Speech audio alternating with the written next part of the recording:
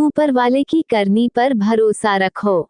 हम सभी के मन में कभी कभी ना कभी ये बात तो आती ही है कि भगवान जो कुछ भी हमारे या दूसरे के साथ करता है वो हर बार सही नहीं होता। भगवान हर बार जो फैसला हमारी जिंदगी के लिए लेता है वो हमारी सोच के अनुसार सही नहीं होता। ऐसे में हम ये सोचते हैं कि अगर मैं भगवान होता या भगवान की जगह होता तो ऐसा नहीं होने देता या फिर कुछ अलग करता या सबकी जिंदगी में सिर्फ खुशियां और पैसा दे देता। इस दुनिया में अलग अलग धर्मों के लोग हैं और अपने धर्म के अनुसार हर किसी के अपने अपने भगवान और उनकी अपनी अपनी शक्तियां। हर धर्म के लोग एक ऐसी शक्ति पर विश्वास रखते हैं जिसके बारे में उन्हें लगता है कि वही उनकी जिंदगी को चलाता है और वही उनके सुख दुख का हिसाब भी रखता है। लेकिन जब हमारी जिंदगी में बहुत तकलीफें या मुसीबतें आती हैं तो हम उस ऊपर वाले की करनी पर शक करने लगते हैं और ये सोचते हैं कि अगर हम उसकी जगह होते तो सब कुछ ठीक कर देते, दुनिया में खुशियां ले आते, लोगों की जिंदगी बदल देते या और कुछ। आज इस भगवान की मोटिवेशनल कहानी के जरिए आप ये सीखेंगे कि क्यों हमें ऊपर वाले की करनी पर शक नहीं करना चाहिए। वो जो करता है उसके पीछे कुछ ना कुछ कारण होता है। ये खास तौर पर उन लोगों के लिए है जिन्हें भगवान पर विश्वास होता है और जो ये मानते हैं कि ऊपर वाले वाला हमारे साथ जो करता है वो हमारे कर्मों का ही फल होता है। इसको एक पॉजिटिव सोच के साथ पढ़ें। अगर नेगेटिव सोच के साथ आप इसे पढ़ेंगे तो आप इस स्टोरी से कुछ सीख नहीं पाएंगे। ऊपर वाले की करनी पर भरोसा रखो। बहुत समय पहले की बात है। एक गांव में मनोहर नाम का एक व्यक्ति रहता था। वो गांव में रहकर की छोटा मोटा काम करके अपना जीवन यापन करता। मनोहर भगवान पर बहुत विश्वास रखता था।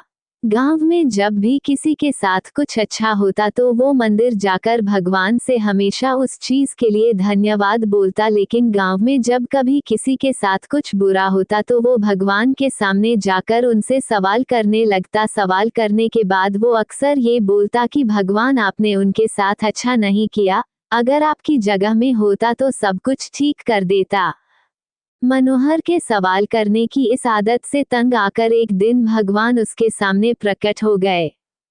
उन्हें देखकर मनोहर आश्चर्य से भर गया। भगवान बोले, मनोहर तुम हमेशा किसी का बुरा होने पर मेरे पास आकर मुझसे सवाल करने लगते हो और ये सोचते हो कि अगर तुम मेरी जगह होते तो सब कुछ सही होता। जैसा तुम सोचते हो ये सब उतना आसान नहीं है। मुझे हर किसी के लिए सही व्यवस्था करनी पड़ती है।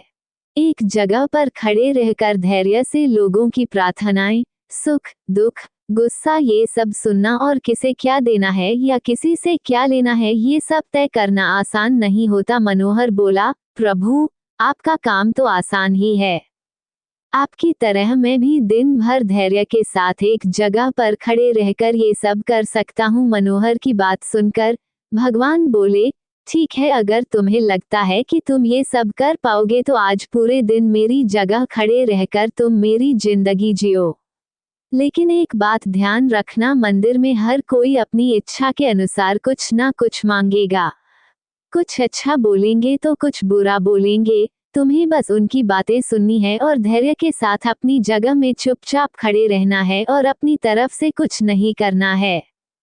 भगवान की दो बेहतरीन मोटिवेशनल कहानियां। मनोहर मान गया और एक दिन के लिए वो भगवान की जगह पर खड़ा हो गया।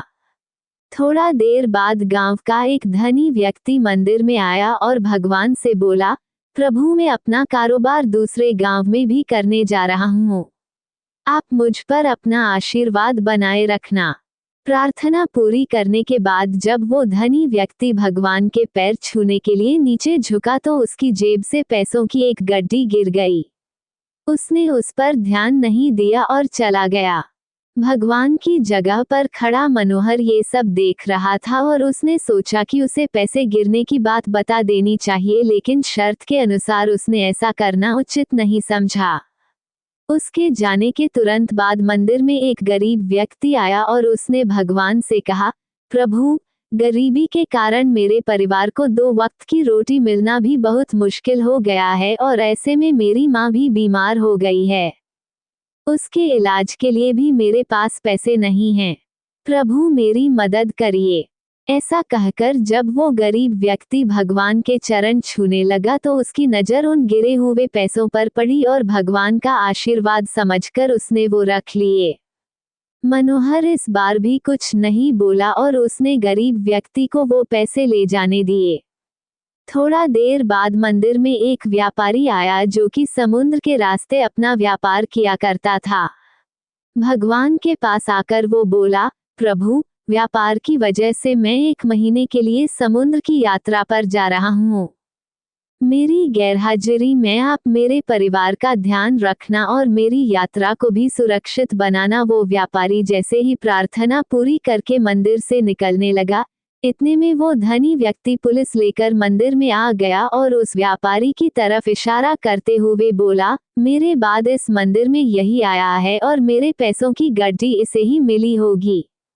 आप इससे पूछताछ करिए। उस व्यापारी ने पुलिस को काफी समझाया कि वो गड्डी उसके पास नहीं है, लेकिन पुलिस ने उसकी एक ना सुनी और उसे पकड़कर ले जाने लगे। भगवान बने मनोहर से ये सब देखा नहीं गया क्योंकि उसकी आंखों के सामने अन्याय हो रहा था और वो सोचने लगा कि अगर अब मैं कुछ नहीं बोला तो एक बेकसूर व्यक्ति को सजा मिलेगी और जो कसूरवार है वो आराम की जिंदगी जिएगा। ऐसा सोचकर मनोहर बोल पड़ा और उसने सारी बात बता दी।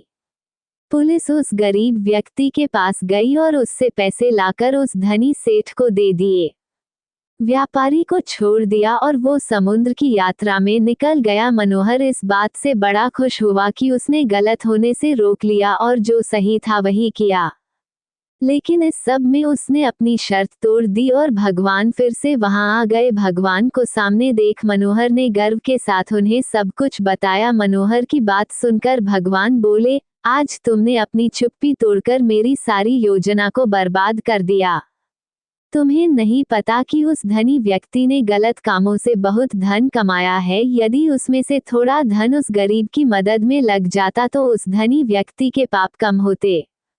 और वहीं तुमने उस व्यापारी को समुद्र की यात्रा पर भेज दिया, जबकि कल समुद्र में तूफान आने वाला है जिसमें उस व्यापारी का जहाज डूब जाएगा और वो जीवित नहीं लौट पाएगा। अगर पुलिस उसे ले जाती तो वो समुद्र यात्रा में नहीं जा पाता और उसकी जान बच जाती। वहीं दूसरी तरफ वो गरीब व्यक्ति उन पैसों से अपनी मां का इलाज करा लेता। लेकिन अब वो जेल में बंद, जिसकी वजह से उसकी मां का इलाज नहीं हो पाएगा और वो दुनिया से चल बसेगी। उसका परिवार अब और भी बदतर जिंदगी जीने पर मजबूर हो जाएगा। तुमने सब कुछ ठीक करने के चक्कर में सब कुछ बिगाड़ दिया। ये सब सुनकर मनोहर को एहसास हो गया कि जो भी ऊपर वाला करता है उसमें किसी ना किसी का भला ही होता है और दूसरों के लिए एक सीख होती है। भगवान हर किसी के जीवन के बारे में सोचकर ही अपनी योजना बनाते हैं और उनके जीवन को चलाते हैं। भगवान की जगह लेना किसी इंसान के लिए आसान नहीं है। मनोहर मन ही मन बहुत दुखी हुआ और भगवान से माफी मांगकर वहां से चला गया। जिसके भाग्य में जितना होता है उसे उतना ही मिलता है। सीख जो हमें इस भगवान की प्रेरणादायक कहानी से मिलती है। ये कहानी हमें सिखाती है कि हमें कभी ऊपर वाले के किए पर शक नहीं करना चाहिए। वो जो भी करता है उसके पीछे कुछ ना कुछ वजह होती है। जब भी हमारे संग कुछ बुरा होता है तो हम ऊपर वाले को शक की निगाहों से देखते हैं और सोचते हैं कि मेरे साथ ही गलत हो रहा है, लेकिन कई बार हमें भविष्य में उस चीज से फायदा भी हो जाता है। ऐसा भी नहीं है कि हर बुरी चीज से हमें नुकसान ही हो। कई बार कुछ चीजें हमारे सबक की तरह होती हैं और जिनके होने से हमारी जिंदगी बदल जाती है। जैसे किसी के वहां चोरी होती है तो वो ये समझ जाता है कि आगे ऐसा ना हो, उसके लिए क्या क्या सावधानी बरतनी है। उसी तरह कोई चोर चोरी करने के तुरंत बाद पकड़ा जाता है और लोग उसे खूब पीट देते हैं तो वो ये समझ जाता है कि चोरी करना सेहत के लिए कितना नुकसानदायक है। हालांकि हम सभी के मन में ये सवाल भी होते हैं कि किसी की जवानी में मौत हो जाना, किसी बच्चे की पैदा होते ही जान चले जाना, किसी के साथ दुष्कर्म हो जाना या किसी को मार देना, इन सब के पीछे ऊपर वाले की क्या मंशा होती है?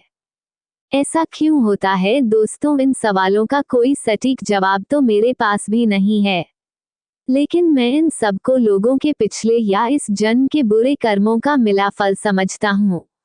उसके अलावा मृत्यु तो एक सत्य है जिसे हम सभी समझते हैं। जो आया है वो तो जाएगा ही, फिर चाहे पहले या बाद। दोस्तों, आज का वीडियो यही तक। आशा करता हूँ कि हमारा वीडियो अच्छा लगा होगा। अगर हमारा वीडियो अच्छा लगा है तो वीडियो को लाइक कीजिए, शेयर कीजिए, सब्सक्राइब कीजिए, कमेंट कीजिए और सेवा करने का मौका दीजिए। अगले वीडियो में mileage dot dot dot dot dot dot